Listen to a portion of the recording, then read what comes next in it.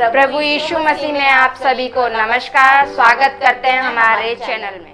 आज हम सारा के बारे में पढ़ेंगे, जो कि तीसरा भाग है। एक दिन अब्राहम अपने तंबू के बाहर कड़ी धूप में बाहर बैठा हुआ था और उसे परमेश्वर ने दर्शन दिया। उसने आंखें उठाकर देखा तो क्या देखा कि उसके सामने 3 पुरुष खड़े हुए थे। तब इब्राहिम उन 3 पुरुष से भेंट करने को चला गया।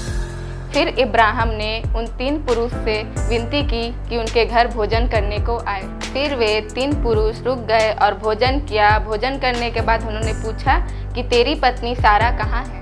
वो 3 पुरुष जो थे वो स्वर्गदूत थे और वो सारा के विषय में कुछ बताना चाहते थे। फिर एक स्वर्गदूत ने कहा कि मैं बसंत ऋतु को आऊँगा, जो तेरी पत्नी है सारा, उसको एक पुत्र उत्पन्न होगा। सारा सब बात सुन रही थी और वो तंबू के पीछे खड़ी हुई थी। अब्राहम और सारा बूढ़े हो चुके थे और सारा का मासिक धर्म भी बंद हो चुका था। इसलिए सारा हंसकर बोली कि मैं तो बूढ़ी हो चुकी हूँ और मेरा पति भी बूढ़ा हो चुका है, तो क्या मुझे बच्चा होगा? तब स्वर्गदूत ने अब्राहिम से कहा कि सारा ऐसा बोलकर क्यों हंसती है कि वो बूढ़ी हो गई है, वो बच्चा पैदा नहीं कर सकती। तब स्वर्गदूत ने कहा, परमेश्वर के लिए कोई काम कठिन नहीं है। वसंत ऋतु में सारा को एक पुत्र उत्पन्न होगा।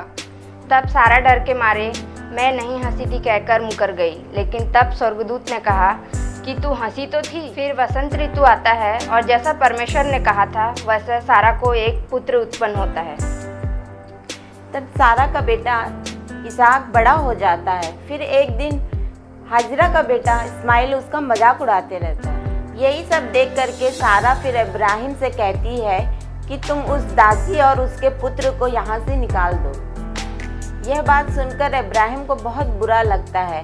तब परमेश्वर ये कहता है कि जो सारा तुमसे कहती है तुम वही करो। तब परमेश्वर ने कहा, सारा के पुत्र से मैं तेरा वंश आगे बढ़ाऊंगा और दासी के पुत्र से एक जाति बनाऊंगा। तब अब्राहम हाजिरा और उसके बेटे को निकाल देता है और वे दोनों जंगल चले जाते हैं। तो यह थी सारा की कहानी, किस प्रकार उसने अपना जीवन बिताया। अब हम अगले वीडियो में मिलेंगे और रिविका के बारे में बात करेंगे। तब तक के लिए हम आपसे विदा लेते हैं। आप हमारे वीडियो को लाइक करें, हमारे वीडियो को शेयर कीजिए, हमारे चैनल को सब्सक्राइब करिए। परमेश्वर आप सभी को आशीष दे। धन्यवाद।